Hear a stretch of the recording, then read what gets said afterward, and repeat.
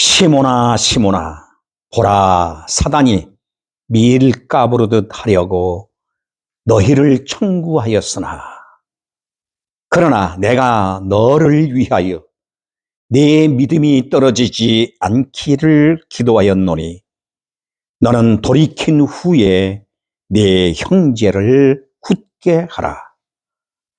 저가 말하되 주여 내가 주와 함께 오게도 죽는데도 가기를 준비하였나이다. 가라사대 베드로야 내가 네게 말하노니 오늘 닭 울기 전에 네가 3번 나를 모른다고 부인하리라 하시니라. 아멘.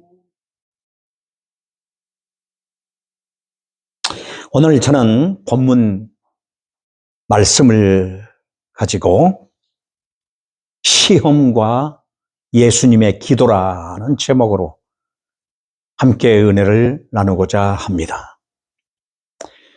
오늘 여기 시몬아 시몬아 보라 사단이 밀 까부르듯 하려고 너희를 청구하였으나 라고 하는 말씀이 나옵니다.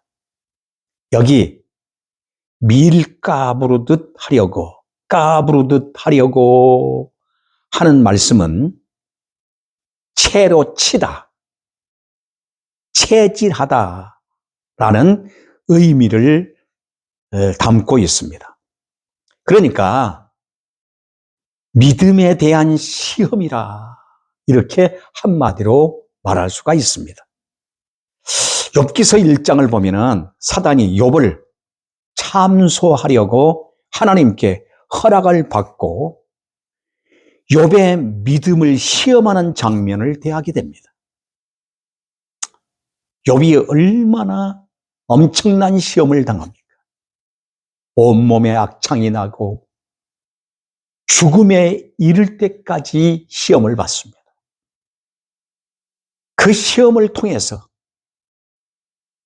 욥은 어떻게 되었습니까?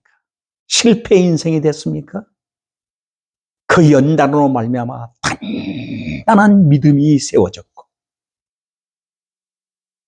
잃어버렸던 모든 것들이 회복될 뿐만 아니라 과거보다도 더 놀라운 축복이 그의 인생 앞에 펼쳐진 것을 우리는 보게 해줍니다.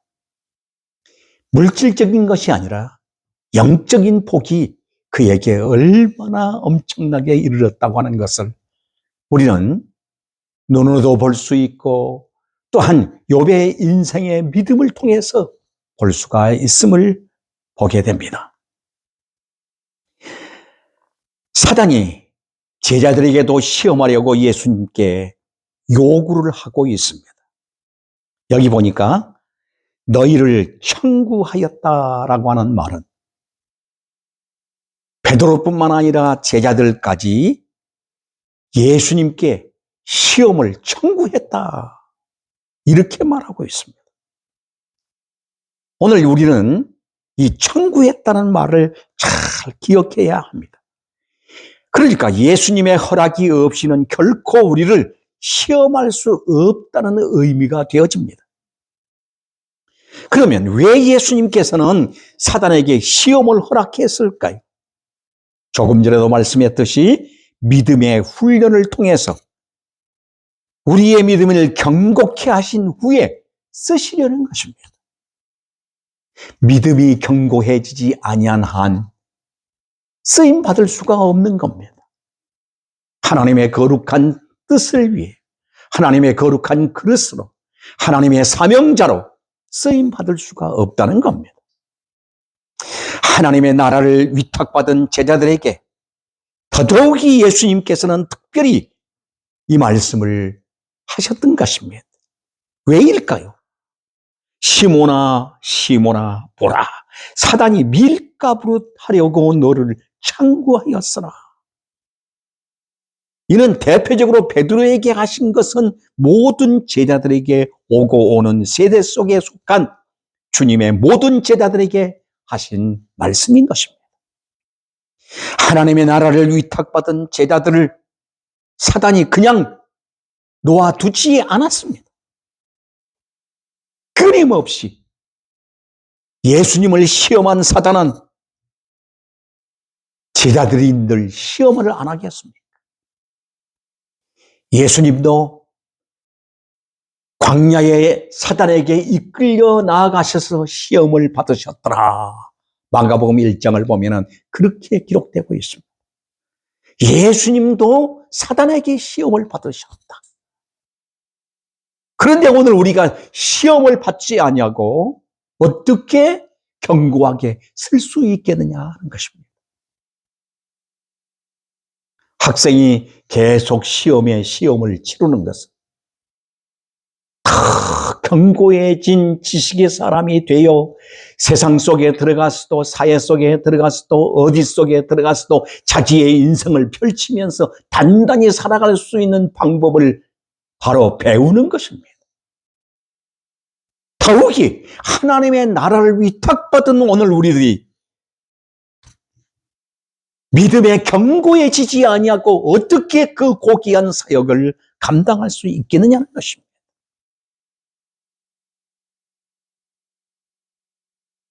오늘 예수님께서는 특별히 그러시면서 32절에 그러나 내가 너를 위하여 내 믿음이 떨어지지 않기를 기도하였노니 그랬습니다. 할렐루야. 얼마나 놀라우신 말씀입니까? 베드로가 돌이킬 수 있었던 것은 자신의 힘으로 된 것이 아니라 예수님의 기도의 능력이었음을 말씀하고 있습니다. 우리가 어떤 일을 이루는 일에 있어서 그 하나도 우리의 힘으로 되어진 것이 없다는 것을 우리는 알고 인정하고 또 그렇게 고백해야 할 것입니다. 주님이 하셨습니다. 주님이 기도로 내가 이렇게 섰습니다. 주님의 기도로 이렇게 되었습니다. 주님의 기도로 이렇게 열매를 맺었습니다. 우리는 이 고백이 바로 하나님께 영광이 된다는 사실을 기억해야 합니다.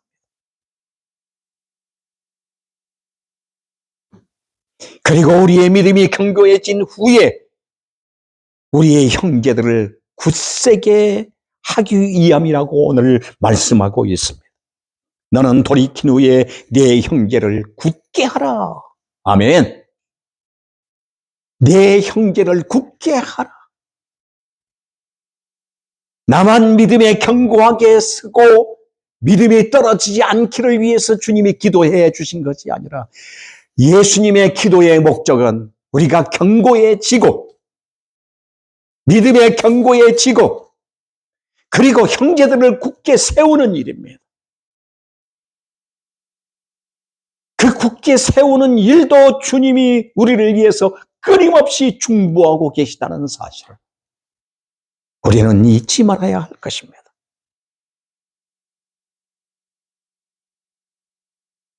그런데도 불구하고 베드로는 뭐라고 말합니까? 33절 말씀 보면은 저가 말하되 주여 내가 주와 함께 오게도 죽는데도 가기를 준비하였나이다. 여기 준비했다는 겁니다. 얼마나 준비하면 우리가 주님이 허락이 없어도 주님의 도움이 없어도 어떤 일이 이루어질까요? 우리는 자칫 착각하고 살아가고 있습니다. 나는 다 준비된 사람입니다. 나는 다 준비했습니다. 오늘 우리는 이렇게 그만 떨어서도 안 됩니다.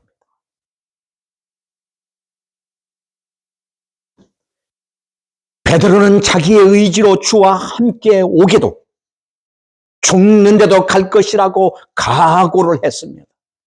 철저한 준비가 끝났다고 이렇게 말하고 있습니다. 이건 역시도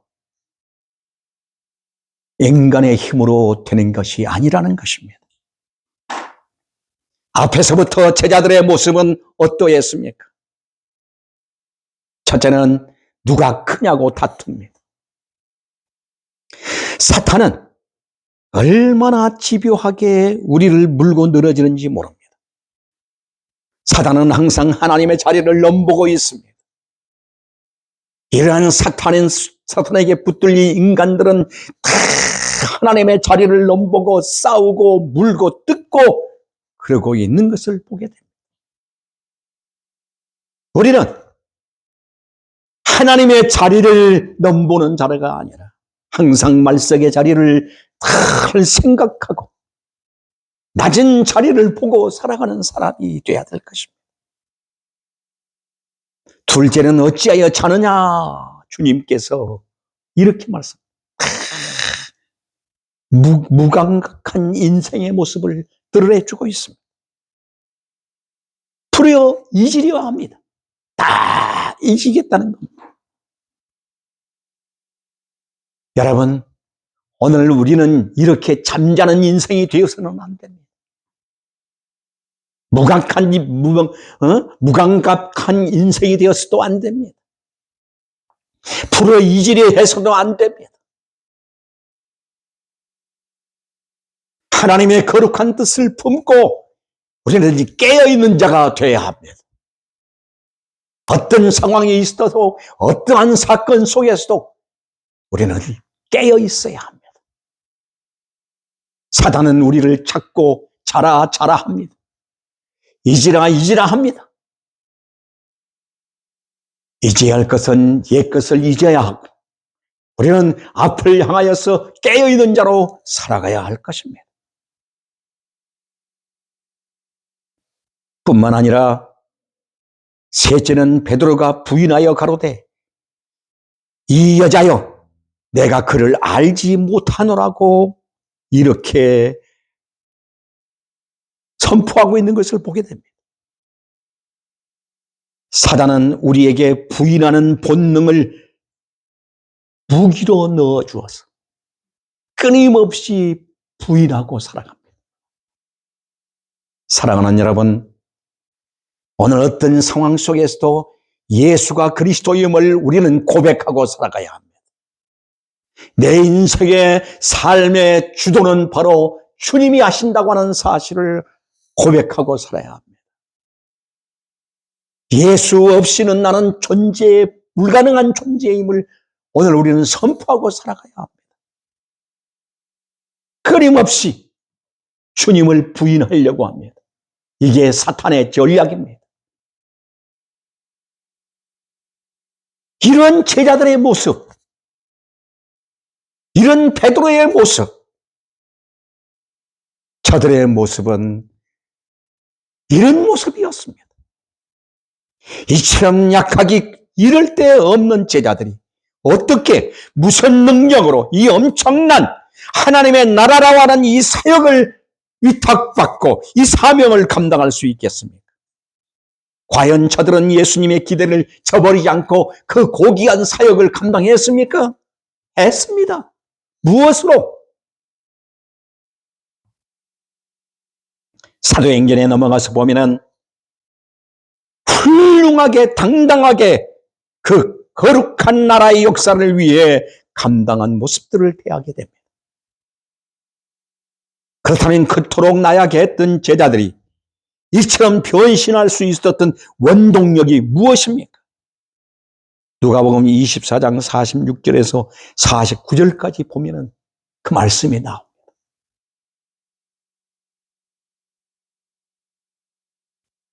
특별히 49절을 제가 한번 읽어보겠습니다. 얼마나 고귀한 말씀이에요. 볼지어다 내가 내 아버지께서 약속하신 것을 너희에게 보내리니 너희는 위로부터 능력으로 입혀질 때까지 이 성에 머물라고 말씀하고 있습니다. 약속하신 것이 입혀질 때까지 너희는 이 성에 머물라. 그 약속하신 것이 뭡니까? 성령입니다. 예수님께서 제자들의 힘으로는 불가능함을 익히 알고 계셨기에 그러므로 유하라, 기다리라, 여기서 기다리라 이렇게 말씀하셨습니다. 그들은 약속대로 기다렸고 그리고 말씀하신 대로 약속하신 성령께서 임하셔서 능력으로 입혀주시는 것을 보게 됩니다. 바로 이것입니다. 하나님의 나라를 위탁하여 주셨다고 해서 구속사역은 인간의 힘으로 할 수 있는 것이 아니라는 것을 우리에게 똑똑히 말해주고 있습니다. 세상에서 멸시받고 미련하고 유약하고 천하고 힘없는 그들을 택하셔서 하나님의 나라를 위탁하고 이 사역을 감당하게 하기 위하여 성령님을 그들에게 보내셔서 능력으로 입혀주셨기 때문에 가능하였던 것입니다. 세상적으로 볼 때는 제자들이 아주 볼품없었습니다. 유약했습니다. 연약했습니다. 보잘것없었습니다. 가난했습니다. 그런데 그들을 통해서 세계를 뒤집어 놓았습니다. 누가 아셨습니까? 주님의 기도요. 그 기도받은 바로 제자들이, 그 성령 받은 제자들이, 그 성령 받은 하나님의 거룩한 백성들이, 예수 그리스도의 제자들이 이 일을 이루신 것입니다.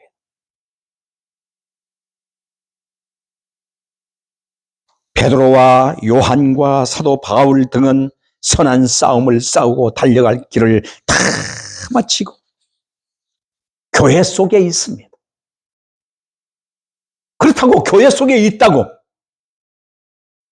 그들을 불러다가 사역할 수 있습니까?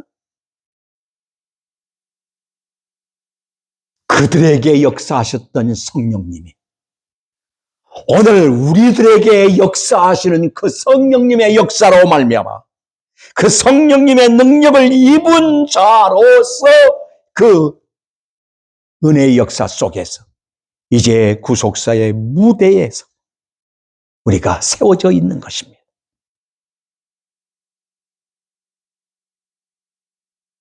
그러므로 성령 충만 받은 여러분과 제가 그 위탁받은 하나님의 나라를 확장하여 나가는 일에 주도적인 인물들이라고 하는 사실을 잊지 말아야 합니다. 예수님은 기록된 말씀을 통하여 지금도 우리 안에서 성령의 능력으로 말씀하고 계십니다. 모든 족속으로 제자를 삼아 아버지와 아들과 성령의 이름으로 세례를 주고 제자 삼으라고 말씀하고 있습니다. 아버지께서 나라를 내게 맡기신 것처럼 나도 너희에게 맡기니라고 말씀합니다. 이 나라가 이렇게 소중하고 영광스럽기에 이 나라를 위해 사역할 당신의 백성들, 당신의 제자들, 당신의 사역자들에게 성령의 능력을 힘입으라고 이렇게 말씀하고 있습니다. 하나님의 나라를 위한 사역자로 성령님은 여러분을 쓰신다고 하는 이 확신을 가지고 오늘도 좌로나 우로나 치우치지 아니하고 나는 성령 받은, 성령 충만한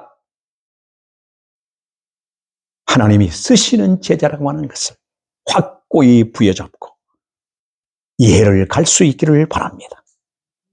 이를 위하여 오늘 또 예수님께서는 나의 믿음 떨어지지 않도록 기도하고 계심을 확신하시고 주님의 기도줄과 나의 기도줄이 하나 되어 주님의 역사의 현장에서 놀라운 열매들이 맺어지기를 주의 이름으로 축원합니다. 기도하겠습니다. 자비롭고 은혜로우신 아버지 감사합니다. 저희들을 이처럼 사랑해 주시고 축복하여 주시었어. 놀라운 은혜의 세계 속에 저희들을 세워주시니 감사합니다. 나의 사랑하신 하나님, 우리가 무엇을 계획한다고 그것이 우리 힘으로 되어진다고 하는 것은 어리석은 것임을 깨달았습니다. 철저하게 부인하게 하시고 오늘도 하나님의 계획이 없이는 하나님의 역사가 없이는 어떤 것도 이룰 수 없다는 것을 오늘도 깨달았습니다. 자비롭고 은혜로우신 아버지, 일을 계획할지라도 그것을 성취하시는 분은 하나님이심을 고백합니다. 믿고 갑니다. 오늘도 어떠한 상황 속에서도 시험에 합격하는 자가 되게 해 주시어서 믿음이 견고하여 흔들리지 아니하고 하나님의 뜻에 합당한 자로 쓰임받게 하옵소서. 그래서 하나님의 나라를 위탁받은 자로서의 사명과 충실한 성령 충만한 종들이 되게 하옵소서. 감사드리며 예수 그리스도의 이름으로 기도하옵나이다. 아멘.